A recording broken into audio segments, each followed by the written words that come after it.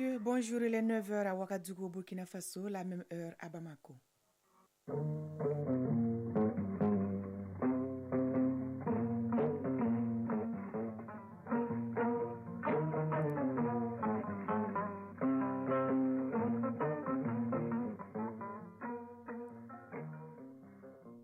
Le journal Koumba Sissé.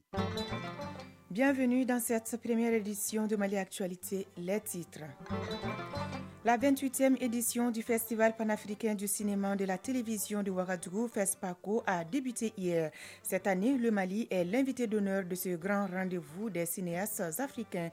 Vous entendrez le Premier ministre, Dr Choguel Kokala Maïga, en début de cette édition. Bonne nouvelle pour les futurs pèlerins maliens, le quota attribué à notre pays est de 13 323 personnes. La filière privée, en collaboration avec la Maison du Hadj, lance sa campagne. Cette année, le coût du Hadj connaît une légère augmentation. Les Nigérians ont globalement voté hier dans le calme en raison de retards et problèmes techniques. Les votes se poursuivent par endroits ce dimanche.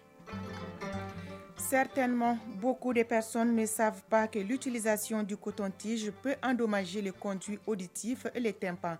La meilleure façon de nettoyer l'oreille, c'est dans Focus Santé de ce journal. Comme annoncé dans les titres, la 28e édition du Festival panafricain du cinéma et de la télévision de Ouagadougou, FESPACO, a débuté hier sous les thèmes Cinéma d'Afrique et culture de la paix. Le Mali est l'invité d'honneur de cette édition. Le Premier ministre, Dr Choguel Kokala Maïga, accompagné d'une forte délégation, a tenu un discours d'union et de consolidation des relations entre le Mali et le Burkina Faso. Nous vous proposons un extrait de son discours. J'ai l'insigne honneur de vous transmettre les salutations du président de la transition du Mali, son Excellence le colonel Assimi Goïta. À vous tous et à travers vous, à travers votre président, son Excellence le capitaine Ibrahim Traoré, président du Faso.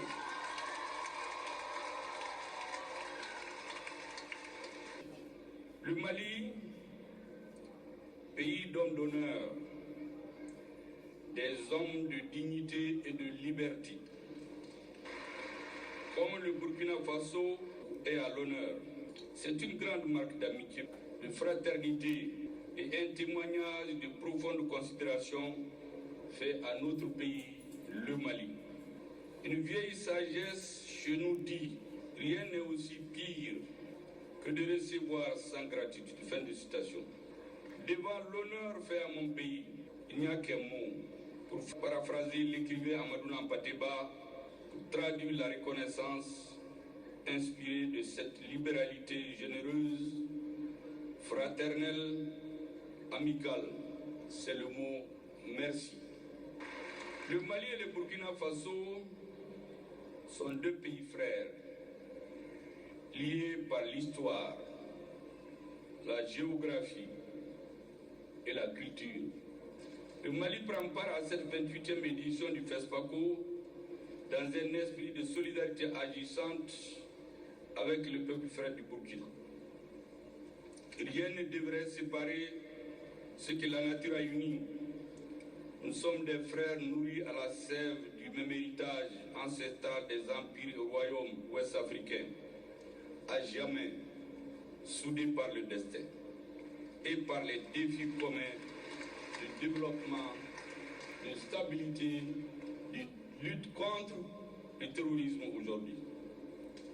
Autant le choix du Mali nous honore, autant le choix du thème de la présente édition qui est, je cite, Cinéma d'Afrique et culture de paix n'est pas fortuit. Il participe de notre conviction commune de l'importance des cinématographies et de leur capacité à agir et à façonner les attitudes, les comportements et les opinions, en influant nécessairement à travers les messages véhiculés sur nos valeurs et sur nos mœurs. Ainsi, Cette thématique est de nature à renforcer, mesdames et messieurs, notre capacité de résilience, forgée par nos valeurs ancestrales, par notre vécu auquel la production cinématographique n'est pas étrangère, car il y a fortement contribué. Le Mali, le Burkina Faso et tant d'autres pays sont confrontés aujourd'hui, comme vous le savez, aux mêmes défis sécuritaires. Notre combat pour la liberté, la paix, la dignité et la souveraineté de nos États est et demeure la priorité de nos deux chefs d'État et le substrat de leur action courageuse et déterminée. Nos deux pays sont ensemble, au coude à coude, face à l'hydre terroriste, alimenté par des entrepreneurs de violence et leurs sponsors étrangers étatiques. J'ai une pensée pieuse pour toutes les victimes civiles et militaires des barbaries. J'ai également une forte pensée solidaire pour nos vaillantes forces de défense et de sécurité qui se battent nuit et jour au prix de leur vie souvent. Nos forces armées et de sécurité doivent être la colonne vertébrale de nos nations. Un pays ne peut jamais être défendu par d'autres. Aucun autre fils ne viendra verser son sang inutilement. Ce sont nos soldats, nos fils, nos filles qui le feront. Édition 2023 du Hajj, le quota attribué au Mali est de 13 323 pèlerins. La filière privée, à travers l'Association malienne des agences de voyage et de tourisme, lance sa campagne pour rassurer les candidats de la filière privée et aussi attirer l'attention de la maison du Hajj sur sa part de quota de pèlerins qu'elle devra encadrer et gérer les formalités administratives en rapport avec le Hajj. Le point avec Aridou Matina.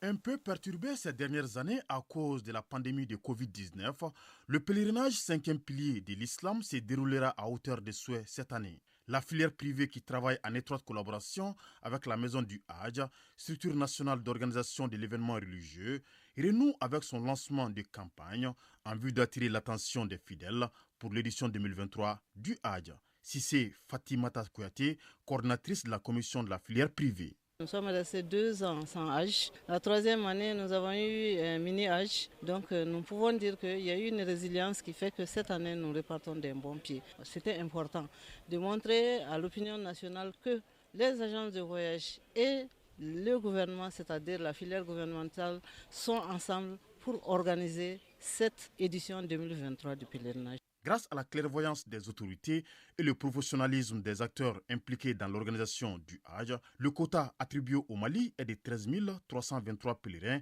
pour cette édition 2023. Une marque de considération des autorités saoudiennes, selon le ministre en charge des affaires religieuses, qui invite la filière privée à jouer davantage son rôle pour maintenir cette dynamique. Dr Mamadou Kone. Magnifier et signifier le respect de l'État du Mali par rapport à tout ce que vous fournissez comme effort. Le coût du pèlerinage pour la filière gouvernementale cette année est de 4 166 425 francs CFA et celui de la filière privée 4 675 000 francs CFA. On note ainsi une légère augmentation qui s'explique par les innovations opérées à la Mecque, à en croire les acteurs du domaine. Le ministre de l'Entrepreneuriat, de l'Emploi et de la Formation professionnelle était à Sikasso où il a visité le centre de formation professionnelle de la ville.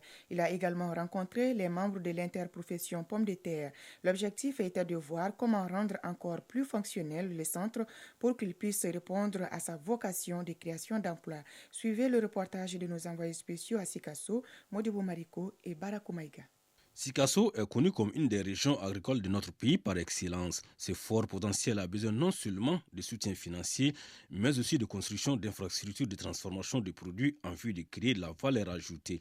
Le ministre de l'Entrepreneuriat national, de l'Emploi et de la Formation professionnelle a visité pour cela une des structures pilotes de son département, le centre de formation professionnelle de Sikasso.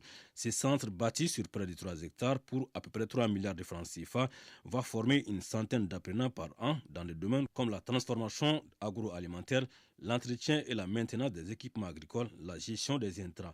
Ce centre a juste besoin de quelques équipements techniques complémentaires et de travaux d'aménagement pour démarrer. Après les centres, le ministre Bakary Doumbia a ensuite rencontré les membres du comité régional de l'interproduction pommes de terre de Sikasso, une organisation très dynamique qui a fait part au ministre de ses ambitions de production d'1 million de tonnes d'ici 2026, une ambition qui a besoin d'être accompagnée. Bakary Doumbia, ministre de l'entrepreneuriat national, de l'emploi et de la formation professionnelle. Ce centre-là est un centre éminemment important pour la formation professionnelle dans la région de Sikasso. D'abord, les filières sont adaptées, n'est-ce pas, aux réalités de Sikasso. 2, le centre est très moderne.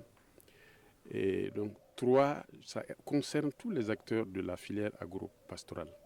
Donc, il est important de venir voir comment faire en sorte qu'on puisse finaliser ce centre-là. Il y a énormément de potentialités au niveau de la production de pommes de terre. Je vais voir avec mon collègue du développement rural qu'est-ce qu'on peut faire ensemble pour prendre en charge toutes les propositions et les difficultés qui ont été réunies lors de la rencontre avec les producteurs de pommes de terre. Le ministre Bakary Doumbia a ensuite rencontré l'équipe de ses services déconcentrés. Une équipe là aussi sur une bonne dynamique, a-t-il fait savoir, mais non sans appeler les différents acteurs à plus de collaboration. Auparavant, le ministre avait rendu une visite de courtoisie aux notabilités de Sikasso et transmettre par la même occasion les salutations des plus hautes autorités. En 4e région, clôture de la 17e édition de la Bourse nationale aux céréales.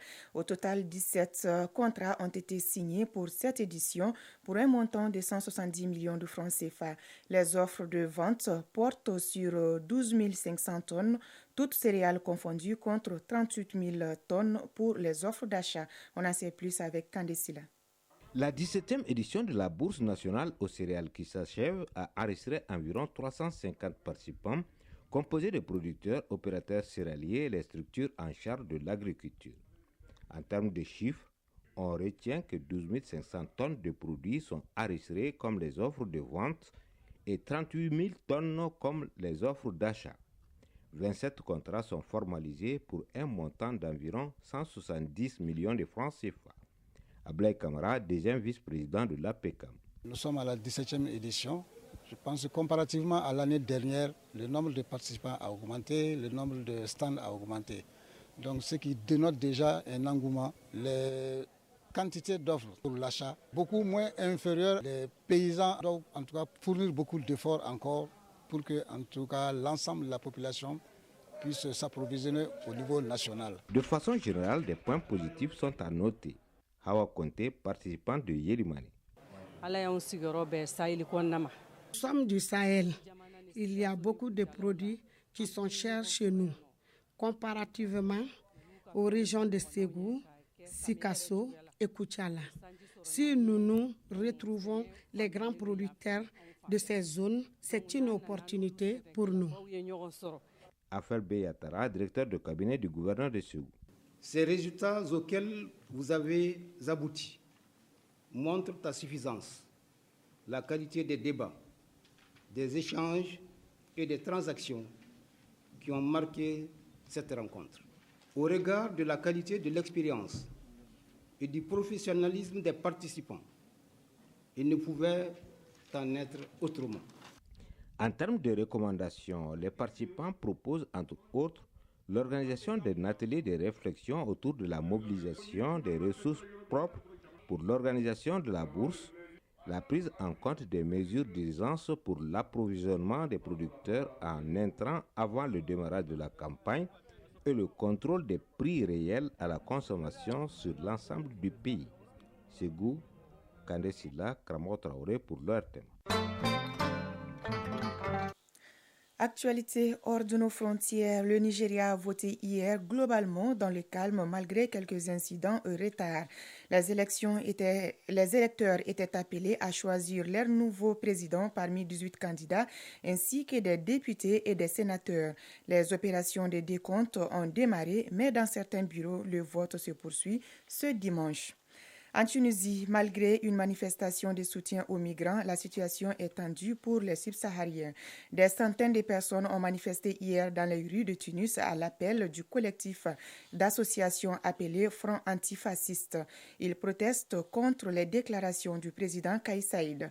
Il y a quelques jours, le chef de l'État a fustigé l'immigration clandestine, particulièrement d'Afrique subsaharienne, prônant des mesures urgentes contre ce qu'il a qualifié de horde de migrants clandestins, des propos qui ont provoqué un tollé aussi bien dans le pays qu'à l'international.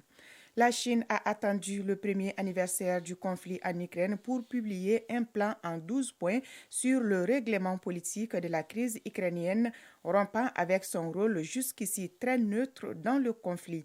Mais depuis plusieurs semaines, la propagande chinoise est montée en régime dans les coulisses diplomatiques avec pour objectif de positionner Pékin comme un acteur majeur dans le conflit ukrainien face aux États-Unis notamment. En Syrie, 20 jours après le séisme dévastateur du 6 février, des dizaines de villages dans les provinces syriennes d'Alep, de Latakia et de Hama sont encore ensevelis sous les décombres selon l'Observatoire syrien des droits de l'homme. Dans un rapport publié ce samedi 25 février, l'ONG basée en Grande-Bretagne affirme que les décombres n'ont pas été déblayés dans les villages sous contrôle du gouvernement syrien et durement touchés par le tremblement de terre. Les opérations de secours restent timides ou n'ont carrément pas commencé dans ces localités sinistrées où de nombreuses victimes sont encore sous les décombres. Focus Santé. Focus Santé, vous êtes certainement très nombreux à vous nettoyer les oreilles à l'aide d'un coton-tige. L'utilisation de ce petit bâtonnet représente la cause la plus fréquente des blessures du conduit auditif et du tympan. Comment se servir des cotons-tiges? Comment se nettoyer les oreilles sans coton-tige? Les réponses dans Focus Santé avec Barkissa Ouattara et Abdoulaye Samake. L'idée selon laquelle les oreilles nécessitent un nettoyage régulier est fausse.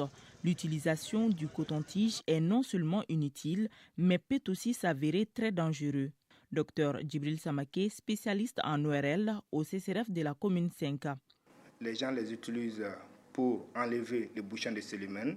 Lorsqu'ils enfoncent le coton-tige dans les conduits auditifs externes, au lieu d'enlever ces bouchons de cérumen, ils enfoncent ces cérumen-là, donc il va former le bouchon, donc qui aura pour conséquence une baisse de l'audition.